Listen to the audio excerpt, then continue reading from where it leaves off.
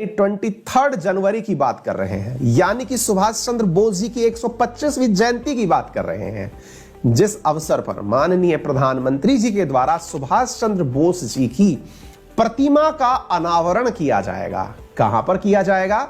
तो साथियों, यह है दिल्ली की बात।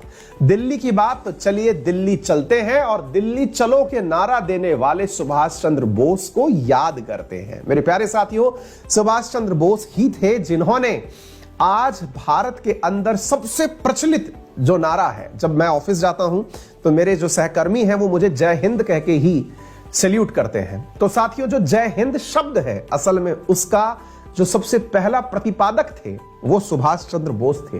मेरे प्यारे साथियों, आजाद हिंद फौज के संस्थापक सुभाष चंद्र बोस, जिन्होंने सबसे पसंदीदा एक शब्द का जो मतलब एक नारा दिया, या फिर एक मतलब जबरदस्त जो हिंदुस्तानियों के गर्व का शब्द दिया, दैट इज जय हिंद। उनकी कल 125वीं जन्म शताब्दी है।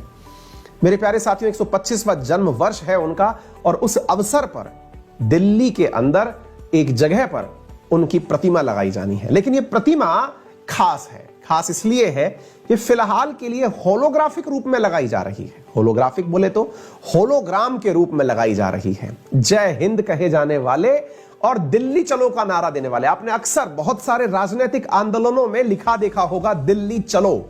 दिल्ली चलो का नारा भी सुभाष चंद्र बोस के द्वारा ही दिया गया था। जिन महात्मा गांधी को आप फादर ऑफ नेशन के नाम से जानते हैं, उनको भी फादर ऑफ नेशन कहने वाले सुभाष चंद्र बोस ही थे। तो आइए आज इनके बारे में तो चर्चा करेंगे ही, लेकिन क्यों ये सुर्खियों में है तो उसके बारे में आपको बताते हैं। तो मेरे प्यारे साथियों, नेताजी सुभाष चंद्र बोस ग्रांड स्टैच्यू जो है वो इंस्टॉल किया जा रहा है। कहां पर? 23 तारीख को दिल्ली के अंदर। तो मेरे प्यारे साथियों, ये जगह जो आपको दिख रही है, ऐसा होने जा रहा है 125वीं जन्म शताब्दी, 125वीं बर्थ एनिवर्सरी पर दिल्ली के अंदर। तो मैं आपको इस जगह को दिखाता हूं पहले, फिर हम इसके बारे में चर्चा करेंगे। और यदि आपने थोड़ा सा भी समय बिताया है तो कल का हमारा एक वीडियो देखिएगा, उसमें हमने इंडिया गेट और अमर जवान ज्योति दोनों के बारे में चर्चा की है। अब आप इसे देखें। मेरे प्यारे साथियों, ये आपको एक जगह दिखाई दे रही है, राजपथ। गणतंत्र दिवस की परेड 26 जनवरी के दिन सबसे प्रमुख त्योहारों में से एक के रूप में सेलिब्रेट की जाती है। इसी 26 जनवरी पर इसी राजपथ में जो सबसे पहले पुष्प चक्र अर्पित किए जाते हैं, माननीय राष्ट्रपति जी, प्रधानमंत्री जी और तीनों सेनाओं के अध्यक्षों के द्वारा, वो किए जाते हैं इंडिया गेट पर। कल के सेशन में मैंने इंडिया गेट के बारे में विस्तार से बताया कि यहां पर जो भारत के जवान 1971 के युद्ध में शहीद हुए, इससे पहले अंग्रेजों के काल में लड़े गए विश्व युद्ध के दौरान शहीद हुए, उनकी याद में अमर जवान ज्योति जलती है। कल 21 जनवरी को इस अमर जवान ज्योति को यहां से 400 मीटर दूरी पर ले जाकर के नेशनल वॉर मेमोरियल के अंदर जला दिया गया। यानी कि अब यह ज्योति यहां से निकल करके नेशनल वॉर मेमोरियल में जलेगी, जहां पर भी अमर जवान ज्योति ही कहलाएगी। ऐसी स्थिति में जब आपने यह घटना कल सुन ली थी, तो आप इस प्रकार से देखिए, यह रहा राजपथ। आप राजपथ से चल दिए, यह रहा राजपथ। अमर जवान ज्योति आपके सामने है। अमर जवान ज्योति के अंदर आपने ये इंडिया गेट देख लिया। आप इंडिया गेट से आगे निकलते हैं और यहां पर पहुंचते हैं, तो जो आपको पहला चौराहा यहां पर दिखाई पड़ता है, यह रहा आपका वो चौराहा जो कि अमर जवान ज्योति या इंडिया गेट से नेशनल वॉर मेमोरियल के बीच में है। ये वाली जगह आपको आज पढ़नी है। तो देखिए, कल के सेशन में मैंने ये दो जानकारियां पढ़ाई थी, आज के सेशन में आपको ये वाली जगह पढ़ा रहा हूं। इस जगह पर मेरे प्यारे साथियों, सुभाष चंद्र बोस की प्रतिमा लगाई जानी है। आप पूछेंगे तो यह जगह पहले से बनी हुई थी क्या? बिल्कुल पहले से बनी हुई थी जनाब। यह प्रतिमा यहां पर लगाई जानी है। यह इस प्रकार से दिखने वाली संरचना है। इसके अंदर ये जो छाती जैसी संरचना आपको दिख रही है, छतरी जैसी, यहां पर यह लगाई जानी है। आप पूछेंगे कि सर एक बात बताएं कि ये जो आप प्रतिमा की बात यहां पर कर रहे हैं, जो ऐसी बनने वाली है भविष्य में, ये ऐसी चमचमाती हुई दिख क्यों रही है? तो मेरे प्यारे साथियों, ये चमचमाती हुई इसलिए दिख रही है क्योंकि यह 3D इमेज है। 3D इमेज है का मतलब यह हुआ, इसे होलोग्राम के रूप में बनाया गया है। कई बार आपने किताबों को देखा होगा, आपकी किताबों के ऊपर एक 3D इमेज का होलोग्राम लगा हुआ आता है। जब आप उसे देखते हैं तो ऐसा लगता है उभरा हुआ सा है, फूला सा है, उठा हुआ सा दिखाई देता है। यहां पर लेजर लाइट्स के माध्यम से, लाइट्स के माध्यम से होलोग्राफिक इमेज बनाई जा रही है नेताजी सुभाष चंद्र बोस की, और जब यहां पर वास्तव में प्रतिमा बनकर तैयार हो जाएगी तो इसे यहां पर रिप्लेस कर दिया जाएगा। तो एक प्रकार से यह समझिए कि इस जगह पर इनकी प्रतिमा स्थापित हो जाएगी। अब आप पूछेंगे तो सर एक बात बताइए, यह जगह पहले से थी क्या? हमने कहा हाँ बिल्कुल थी। तो पहले क्या था, आइए मैं आपको बताता हूं। मेरे प्यारे साथियों, यहां पर सबसे पहले जो अंग्रेजों के राजा हुआ करते थे, जिनका नाम है किंग जॉर्ज पंचम, किंग जॉर्ज पंचम की प्रतिमा यहां पर लगी हुई थी। किंग जॉर्ज पंचम की जो प्रतिमा लगी हुई थी, जो अंग्रेजों के राजा हुआ करते थे, उनकी प्रतिमा यहां लगी हुई थी। उस प्रतिमा को 1968 में यहां से हटा दिया गया, और 1968 में हटा करके इस प्रतिमा को यहां से निकाल करके कोरोनेशन गार्ड, जो गार्डन है भारत के अंदर दिल्ली में, वहां पर भेज दिया गया। 1968 से यह मंच खाली है, और इस खाली मंच के असली हकदार किंग जॉर्ज पंचम नहीं, अपितु भारतीय आजादी के नायक, आजाद हिंद फौज के नेता सुभाष चंद्र बोस हैं। मेरे प्यारे साथियों, सुभाष चंद्र बोस जी की जो होलोग्राफिक इमेज है वो कल यानी कि 23 जनवरी को, अगर 23 जनवरी को ही हमारा ये सेशन लाइव हुआ तो इसको हम बोलेंगे कि आज 23 जनवरी को ये यहां पर लगा दी जाएगी। तो ये बहुत खास होने वाली है। तो उम्मीद है कि आप इस बात को अच्छे से समझ गए हो कि कहां पर क्या कार्य होने जा रहा है। और साथियों, इस वजह से इस बारे में जो सबसे इंपॉर्टेंट चीज निकल के आ रही है वो ये है कि सुभाष चंद्र बोस जी के जो परिवारजन हैं, उन्होंने भी प्रधानमंत्री को इस बारे में धन्यवाद बोला है कि आप इस कार्य को करने वाले हैं। तो देखिए, आप यहां पर इस जगह को इस तरह से देख सकते हैं। अब आपके दिमाग में सवाल बनेगा, विशेष रूप से आपको तो यह जानना इसलिए भी जरूरी है साथियों, क्योंकि नेताजी सुभाष चंद्र बोस की प्रतिमा उस स्थान पर लगाई जा रही है जहां अंग्रेजों ने अपने राजा किंग जॉर्ज 5 की प्रतिमा लगाई थी 1938 में। इसलिए आपके लिए यह जानना जरूरी है कि जब अंग्रेजों के सबसे महान राजा की तस्वीर या फोटो वहां लगाई गई, या फिर जो प्रतिमा लगाई गई, आज उस जगह को खाली छोड़ रखा था और उसके असली हकदार सुभाष चंद्र बोस जो है आज वहां पर आने वाले हैं, तो निश्चित ही देश के लिए यह गौरव का क्षण होगा। और 1968 से लेकर अभी तक यह जगह खाली है। तो आपके मन में इस प्रतिमा को फिलहाल 23 जनवरी को देखने का जो आपका अवसर है वो पूरा हो जाएगा। कल यानी कि 23 जनवरी के दिन नेताजी सुभाष चंद्र बोस की होलोग्राफिक इमेज यहां पर स्थापित कर दी जाएगी। अब सवाल बनता है कि नेताजी सुभाष चंद्र बोस का देश की आजादी में योगदान को हम कैसे याद कर सकते हैं, वो तो हम आपको बताएंगे ही, लेकिन इसके साथ साथ मैं आपको एक चीज और बताता हूं। प्रधानमंत्री के द्वारा यानी देश की सरकार के द्वारा नेताजी सुभाष चंद्र बोस के सम्मान में एक पुरस्कार दिया जाता है साथियों, हर वर्ष दिया जाता है, और उसे आपदा प्रबंधन पुरस्कार के नाम से जाना जाता है, यानी कि डिजास्टर मैनेजमेंट पुरस्कार के रूप में उसे जाना जाता है। डिजास्टर मैनेजमेंट पुरस्कार 2019, 2020, 2021 और 2022 के आपदा प्रबंधन के पुरस्कार इस अवसर पर दिए जाएंगे। और आपदा प्रबंधन के पुरस्कारों में यानी कि डिजास्टर जब देश में आए तो उस समय पर प्रबंधन के दौरान किस किस ने क्या कंट्रीब्यूशन किया, उन्हें पुरस्कार दिया जाता है। और उस अवसर पर यह संस्थागत रूप से भी दिया जाता है, यानी कि कोई इंस्टीट्यूशन या कोई ग्रुप है, कोई संगठन है, उसने अगर आपदा प्रबंधन में मदद की हो तो उसे भी पुरस्कार दिया जा सकता है, या व्यक्तिगत श्रेणी में भी दिया जा सकता है। अगर किसी संस्था को पुरस्कार दिया जाता है तो 50 लाख रुपए, 51 लाख रुपए का कैश प्राइज यहां पर नेताजी की जन्म दिवस पर दिया जाता है। इसी प्रकार से अगर इंडिविजुअल कैटेगरी के अंदर यह पुरस्कार प्राप्त हो तो इंडिविजुअल कैटेगरी के अंदर यह पुरस्कार 5 लाख रुपए का दिया जाता है। तो ये दो तथ्य हैं जो आपको पता होने चाहिए। उम्मीद है आपको ये सारी बातें समझ में आ रही हो, क्लियर है। तो नेताजी सुभाष चंद्र बोस जो हैं वो अपने आप में किस चीज के लिए जाने जाते हैं वो मैंने आपको यहां पर बता दिया है। साथियों, तबीयत की नासाजी के कारण आज चाय का सिलसिला जो है वो क्लास के बीच में लगातार जारी है। अभी दूसरी चाय भी आ चुकी है क्लास के बीच में पढ़ते पढ़ते, ठीक है ना, क्योंकि गला एकदम ऐसी स्थिति में फंसा हुआ है कि बस ले रहा हूं आपकी क्लास जैसे तैसे करके। कोशिश की जा रही है कि आपको बेहतरीन तरीके से अच्छे अच्छा कंटेंट डिलीवर किया जा सके, और आपसे अपेक्षा की जाती है कि आप इस मेहनत का सम्मान करें, और सम्मान के नाम पर अपने सभी मित्रों से इन चीजों को शेयर करें। जितना ज्यादा आप साथियों से शेयर करेंगे हमारी ऊर्जा उतनी बढ़ जाती है ना। तो वीडियो को शेयर करने में बिल्कुल कंजूसी ना रखें। अब मैं आपको नेताजी का इतिहास बताता हूं जो कि आपके अंदर रगों में एकदम देश के प्रति जो है ना जज्बा को भर देगा। आइए थोड़ा सा इतिहास जानते हैं। जानते हैं। मेरे प्यारे साथियों, जब बात की जाए नेताजी सुभाष चंद्र बोस की, हल्के में मत लीजिएगा, ये वो व्यक्ति हैं जिन्होंने अंग्रेजों के घर में जाकर के आईएएस का एग्जाम क्वालिफाई किया। और तो और एग्जाम क्वालिफाई ही नहीं, उस समय इसको इंपीरियल सर्विसेज में काउंट किया जाता था, आईसीएस के एग्जाम में काउंट किया जाता था। एग्जाम क्वालिफाई किया और क्वालिफाई करने के बाद वहीं पर नौकरी रिजाइन करके चले आए कि बेटा ये तो तुमको बताने के लिए था कि हम कितने तोड़ू हैं। हमने एग्जाम पास कर लिया है और पास करके अब हम अपने देश जा रहे हैं। हम केवल ये बताने वाले थे कि हम छोड़ के जा रहे हैं और अब देश के अंदर कुछ और करेंगे। मेरे प्यारे साथियों, कहते हैं कि आजादी से पहले, स्वतंत्र भारत से पहले जो सेना स्वतंत्र रूप से बनाने वाले व्यक्ति थे, देखिए हम आजाद हुए साथियों तो हमें जो सेना मिली वो अंग्रेजों के पास हुआ करती थी, वो सेना है। यानी कि एक प्रकार से यह समझिए कि हमारी सेनाएं भारत और पाकिस्तान के बीच में बांट दी गई थी। ये ब्रिटिश सेनाएं हुआ करती थी, इसलिए सारा डेकोरम व्यवस्था आप वैसी की वैसी देखते हैं। लेकिन इस ब्रिटिश फोर्सेस से पहले भी एक इंडिपेंडेंट रूप से फोर्स बनाने वाले जो व्यक्ति थे ना, वो सुभाष चंद्र बोस थे। यानी आप इस प्रकार से मतलब इसको समझने का प्रयास करें कि जिन आजाद हिंद फौज की आप बात करते हैं, असल में वो सेना थी जो ब्रिटिशर्स के बिना बनी थी। क्योंकि आज जिस हम सेना को भारत के अंदर बहुत गौरव से सम्मानित करते हैं, वो ब्रिटिशर्स के काल से चली आ रही सेना है ना। वो हमारे ही देश की सेना थी, लेकिन उस पर ब्रिटिश हुकूमत हुआ करती थी।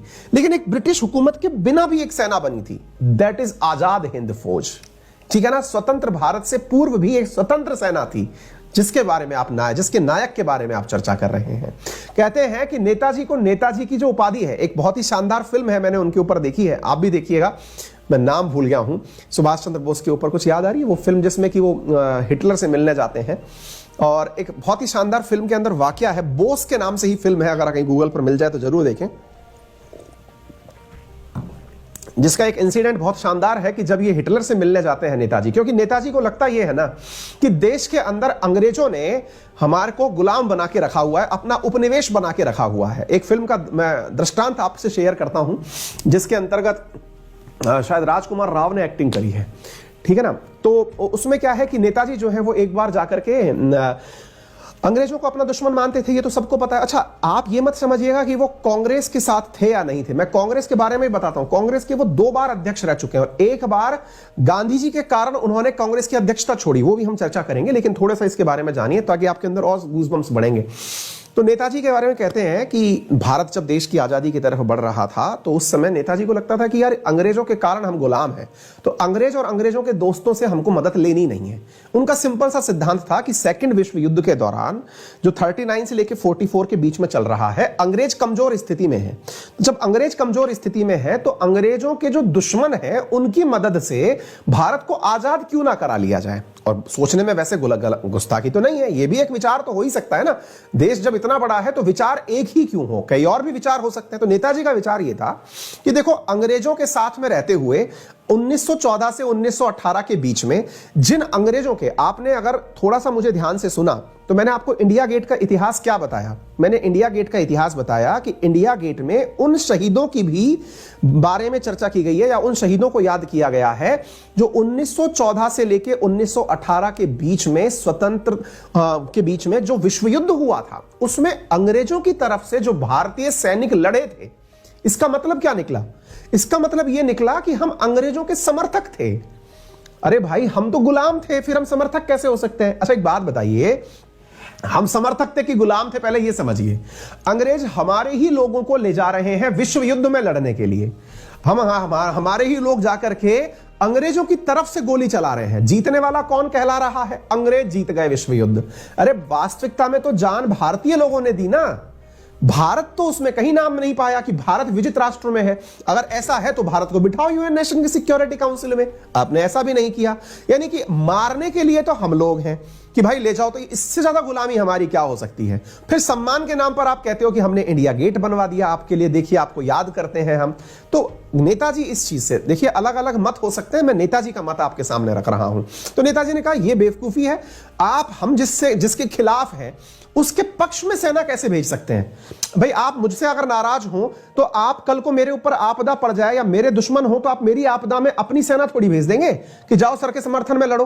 तो नेताजी इस बात से एकदम खिलाफ खिलाफ थे। उन्होंने कहा कि नहीं, अब तो मौका है, जब अंग्रेज संकट में है तो संकट का लाभ उठाया जाए। और संकट के लाभ के अंदर हमको अंग्रेजों के अपोजिशन में खड़ा हुआ जो ग्रुप है, किसका ग्रुप खड़ा था? हिटलर का खड़ा था, मुसोलिनी का खड़ा था और जापान का खड़ा था। यानी कि द्वितीय विश्व युद्ध 1939 से लेकर के जो 44 के बीच में लड़ा जा रहा था, उसके अंदर जो अपोजिशन के नेता थे, एक तरफ हिटलर, एक तरफ मुसोलिनी और एक तरफ जापान, इन तीनों के साथ मिला जाए और उनसे कहा जाए कि इंडिया आप चलो, इंडिया में हम आपकी सहायता करेंगे, मैं कांग्रेस का नेता होने के नाते आपको बुलाने आया हूं, आप चलिए मेरे साथ और वहां चल के अंग्रेजों को भगाइए। अब इस बात को लेकर के आपके मन में एक वैचारिक मतभेद उत्पन्न हो सकता है, उस पर भी चर्चा कर लेंगे, थोड़ा देर रुकिए। फिलहाल के लिए बोस साहब का मत जान लीजिए। इस काम को करने के लिए उन्होंने क्या किया? इस काम को करने के लिए, चूंकि विश्व युद्ध चल रहा था, तो इस काम को करने के लिए वो उन सभी मोर्चों पर पहुंचे जहां पर अंग्रेजों की तरफ से भारतीय सैनिक लड़ रहे थे और सामने की तरफ से जापान, जर्मनी और इटली के सैनिक लड़ रहे थे। तो नेताजी सब जगह पहुंचते हैं, वहां पर प्रेजेंट भारतीय सैनिकों को समझाते हैं कि देखो, आप अपनी जान किसके लिए दे रहे हो? भारत के लिए दे रहे हो। आप अगर ब्रिटिशर्स को जीतने के लिए मजबूर भी कर देते हो कि ब्रिटिशर्स मान लीजिए एक बार जीत गए, तो आपको जीतने पर मिलेगा क्या? आपको मिलेगा गुलामी। गुलामी किसकी? ब्रिटिशर्स की गुलामी। आपको ब्रिटिशर्स अपने गुलाम ही तो रखने वाले हैं, भविष्य में भी गुलाम रहोगे। ऐसी गुलामी से अच्छी है आजादी। आजादी के लिए हम क्या करें? हम केवल बगावत कर दे आज अंग्रेजों के साथ में, और बगावत करके हम लोग इन तीनों देशों की सेनाओं के साथ मिलकर के अंग्रेजों पर वॉर कर देते हैं। अंग्रेज यहां से भाग जाएंगे और हमें ये तीनों देश मिलकर के स्वतंत्र भारत दे जाएंगे। आइडिया तो बहुत अच्छा था, और अंग्रेजों को भगाने के लिए इसी कारण से जापान का सहयोग मांगा। किन्होंने? तो अब देखिए, हां, मैं जो पिक्चर का दृश्य बता रहा था वो भी सुन लीजिए। इस काम के लिए नेताजी अफगानिस्तान के रास्ते होते होते ऊपर ही ऊपर से, जहां से अंग्रेजों का कोई रास्ता नहीं, कुछ नहीं, घूमते घुमाते जर्मनी तक पहुंचे थे। तो जर्मनी जब पहुंचे तो हिटलर से मिले। हिटलर ने सोचा कि इनको जांचू तो सही कि ये वाकई में कोई बहुत समझदार आदमी है कि बस ऐसे ही कोई नेता है उठ करके चला आया है। तो साहब, हिटलर जो है बहुत चालाक आदमियों में से कंसीडर किया जाता था। कहते हैं कि हिटलर ने नेताजी के सामने अपना एक डमी, बिल्कुल हिटलर जैसा दिखने वाला व्यक्ति जो है वो भेजा, देखने के लिए कि नेताजी के दिमाग में हिटलर का खौफ है या नहीं है, या हिटलर का सम्मान है या नहीं है। उस दृश्य को देखिएगा, मैं भूल गया हूं। तो ऐसी स्थिति में तो जब वो व्यक्ति वहां से गुजरता है तो नेताजी उसको देख करके खड़े नहीं होते, और अपनी कुर्सी पर आराम से बैठे हुए हैं। जर्मनी की बात है, और असली हिटलर इस दृश्य को देख रहा था कि मेरे जैसा दिखने वाला हूबहू एक व्यक्ति इसके सामने से निकला, लेकिन ये बंदा है कि खड़ा होने का नाम नहीं ले रहा है। कोई बात नहीं साहब, थोड़ी देर बाद हिटलर खुद आता है। तो नेताजी खड़े हो जाते हैं और सम्मान में उनको आदाब भी करते हैं। तो अब साहब, असली हिटलर से रहा नहीं गया। उन्होंने उनसे पूछा कि यार एक बात बताओ सुभाष चंद्र जी, आपको पता कैसे चला कि असली हिटलर कौन सा है? तो उन्होंने कहा कि असली हिटलर को ना अपनी इज्जत की इतना भी कॉन्शियस नहीं होगा कि वो पलट के देखे कि ये मेरे लिए रिएक्ट क्या कर रहा है। बोले मैंने उसको देख लिया था कि जो आपका नकली आया था ना, वो ये देख रहा था कि मैं रिएक्ट कैसे करता हूं। बोले अच्छा। तो उससे प्रभावित होकर के कहते हैं कि असली हिटलर ने नेताजी को नेताजी की उपाधि दी। असल में जिनको हम नेताजी आज बोलते हैं, नेताजी सुभाष चंद्र बोस, नाम तो सुभाष चंद्र बोस है ना, तो नेताजी जो शब्द है कहते हैं ये हिटलर के द्वारा दिया गया था। ठीक है ना? तो ये कुछ बातें हैं जो किंवदंतियों के रूप में आज भी विराजमान है। तो अब एक बड़ा सवाल बना कि पर नेताजी का हुआ क्या साहब? नेताजी कितने कारगर हुए? तो नेताजी कारगर हुए और इस तरफ से कहते हैं कि जापानियों को लेते हुए चले आए। मैं आपको एक फोटो दिखाता हूं, आप उससे भी थोड़ा मोटिवेशन ले सकते हैं। आप देखें साथियों कि देश के अंदर नेताजी को सम्मान मिले ना मिले, अरे यार वो फोटो जो है हमने हटा दी है, यहां से कहीं मिस हो गई है। मेरे प्यारे साथियों, जापान में बकायदा नेताजी का स्टैचू लगा हुआ है। जापान के लोग इन्हें आज भी बहुत मानते हैं। ठीक है ना? तो मतलब वो अलग स्लाइड में चला गया है, किसी कारणवश मेरे से मिस हो गया है वो। तो नेताजी का स्टैचू बकायदा जापान में लगा हुआ है। भारत में आप देखेंगे तो नेताजी के स्टैचू बहुत कम जगह पर आपको मिलते हैं। कई जानकार तो ये तक कहते हुए पाए जाएंगे। मैं एक बार NSA अजीत डोभाल जी का एक सेशन सुन रहा था, और आप गूगल करिएगा मिल जाएगा, जिसमें डोभाल साहब कहते हैं कि अंग्रेज भारत छोड़ के भागे, इसके पीछे भारत छोड़ो आंदोलन का जितना योगदान था उससे भी कम नहीं आंका जा सकता आजाद हिंद फौज का गठन हो जाना। क्यों? क्योंकि आजाद हिंद फौज ने अंग्रेजों के दिमाग में डर बिठा दिया था, क्योंकि अंग्रेज बहुत डरते थे अगर सेना विद्रोह कर जाए। इसलिए आपको पता होगा कि रॉयल इंडियन नेवी ने जब म्यूटिनी की थी तो अंग्रेजों की हालत खराब हो गई थी। RIN की म्यूटिनी जो मुंबई के अंदर हुई थी, जिसमें नेवी ने कह दिया था कि अंग्रेजों की विलासिता हम नहीं मानेंगे। ऐसी स्थिति में अंग्रेजों को जो बहुत ज्यादा डर था, क्योंकि अंग्रेज शासन देश पर करते थे अपनी सेना के माध्यम से, एक डेकोरम बना करके शासन करते थे। तो उन्हें डर था कि अगर नेताजी के नेतृत्व में कहीं से भी वो चली आई, आजाद हिंद फौज चली आई, तो फिर हम संभाल नहीं पाएंगे इंडिया को। और ऐसी स्थिति में उन्होंने जल्दबाजी करते हुए आजादी का फैसला सुनाया। ये मत है इतिहासकारों के। कुछ लोगों का कहना है कि गांधी जी ने जो है वो, अच्छा गांधी जी वाला वाकया भी मैं आपको बता देता हूं। देखिए, इतिहास में बहुत सारी जानकारियां मैंने आपको यहां पर लिख के दे दी हैं, जो आपको मेरी क्लास पूरी होने के बाद मेरे टेलीग्राम चैनल अंकित अवस्थी सर पर सारी जानकारियां मिल जाएंगी। मैं आपको कुछ महत्वपूर्ण बातें बता रहा हूं। जैसे नेताजी के जीवन से संबंधित जो एक महत्वपूर्ण बात है वो ये है कि ये कांग्रेस के 2 बार अध्यक्ष रहे, निर्वाचित अध्यक्ष रहे। 2 बार के निर्वाचित अध्यक्ष में एक बार का सेशन है हरिपुर वाला और एक बार का सेशन है त्रिपुरी वाला। तो जो हरिपुर वाला सेशन है ना, 1938 वाला जो सेशन है, 1938 वाला जो सेशन है, इसमें तो ये सर्वसम्मति से, मतलब कि निर्वाचन के माध्यम से चुन लिए गए थे। लेकिन जो 1939 का सेशन था, उस समय गांधी जी इनके जीतने के पक्ष में नहीं थे। गांधी जी ने अपना बंदा खड़ा कर दिया चुनावों में, कांग्रेस के इलेक्शंस में। लेकिन सुभाष चंद्र बोस के समर्थन में बहुत से लोग थे। सुभाष चंद्र बोस उस चुनाव को भी जीत गए। जैसे आज भी कांग्रेस के जो इलेक्शन होते हैं ना, कांग्रेस के अपने अंदर अध्यक्ष के चुनाव जो होते हैं, तो उसमें बोस साहब जो है ये चुनाव जीत गए और चुनाव जीत करके त्रिपुरी अधिवेशन की अध्यक्षता भी करने लग गए। पर उनको यह चीज अच्छी नहीं लगी कि गांधी जी ने मेरे ही खिलाफ कोई बंदा क्यों खड़ा किया। आपको मैं कुछ चीजें बताता हूं जिसके आधार पर यह कहा जाता है कि जो सुभाष चंद्र बोस हैं, ये बहुत सारे मतों पर सहमत नहीं हुआ करते थे, ना तो गांधी जी से, ना ही नेहरू जी के पिताजी मोतीलाल नेहरू जी से। तो उनका उदाहरण मैं आपके सामने बता रहा हूं। जैसे गांधी जी इस बात के बिल्कुल समर्थक नहीं थे कि अंग्रेजों के दुश्मनों का हम साथ लें, यानी कि हम जापान का, इटली का और जर्मनी का साथ लेकर देश में आजादी पाएं। क्योंकि गांधी जी कहा करते थे, अब गांधी जी का मत भी जान लेना यहां जरूरी है। उनका कहना था कि भाई अगर हमने अंग्रेजों को यहां से भगाया और किसी और के समर्थन से आजादी प्राप्त कर भी ली, तो उस आजादी में फिर से हमें गुलामी ही मिलेगी, और वो गुलामी और भी गंदी वाली गुलामी होगी। क्यों? क्योंकि जिनके समर्थन से आप जीतने की बात कर रहे हो, वो लोग कौन है? वो लोग हैं मेरे प्यारे साथियों, जर्मनी के लोग, जो कि नाजीवाद के लिए जाने जाते हैं, फांसीवाद के लिए जाने जाने वाले मुसोलिनी, बोले ये लोग हैं। तो ये तो मतलब लोकतंत्र की आवाज ही दबा डालेंगे। ऐसी स्थिति में इनके समर्थन में, और आपको मालूम होना चाहिए साथियों, विश्व युद्ध से, द्वितीय विश्व युद्ध 1945 में जब ये जापान जब हारा था, उससे पहले वाला जो जापान था वो बहुत ही ज्यादा विभत्स जापान था। विभत्स जापान का मतलब आज जो जापान आप देखते हैं, जिसके बारे में आप पढ़ते हैं कि हेनले पासपोर्ट इंडेक्स में जापान का सबसे ज्यादा देशों में वेलकम होता है, दुनिया के अधिकतम देश बिना वीजा के भी जापानी लोगों को बुला लेते हैं। 1945 तक जापान इतना गंदा देशों में से एक कंसीडर किया जाता था। इनको कहते हैं कि दया और रहमो करम जैसी चीजें ही नहीं हुआ करती थी। ये जिस देश में जाते वहां लूटपाट मचाना, वहां की महिलाओं से बलात्कार करना, वहां पर स्लम्स बना देना, ये सारे की सारे Korea, south Korea, north Korea, Taiwan, ये सब हांगकांग, जापान, कई हिस्सा चीन का बड़ा हिस्सा, ये सब कब्जे में थे जापान के, और यहां पर बड़ा ही तरीके से बेरहमी किया हुआ था इन्होंने, ठीक है ना। तो कहने का मुद्दा यह था कि जापान के लेकर के भी देश में इमेज बहुत ज्यादा अच्छी नहीं थी, क्योंकि डर यह था कि जापान अगर जीतता हुआ म्यांमार तक तो आ ही गया था, और अगर ऐसी स्थिति में बर्मा तक तो आ ही गया था, और अगर इंडिया और आ गया तो इंडिया आकर के देश में ये वापस से अंग्रेजों को भगाने के नाम पर अंग्रेजों के समर्थकों के साथ में बहुत बुरा कर देगा। उधर से जर्मनी का समर्थन भी यहां मिल गया, तो एक स्थिति क्रिएट हो जाएगी। गांधी जी इस चीज से बचे रहना चाहते थे और वो अपने तरीकों पर विश्वास रखते थे, सत्य अहिंसा के ऊपर विश्वास रखते थे। उन्होंने कहा कि नहीं, अहिंसात्मक आंदोलनों से ही हम अंग्रेजों को भगा देंगे। मैं कुछ बातें बता रहा था जो बातें बीच में अधूरी रह गई थी।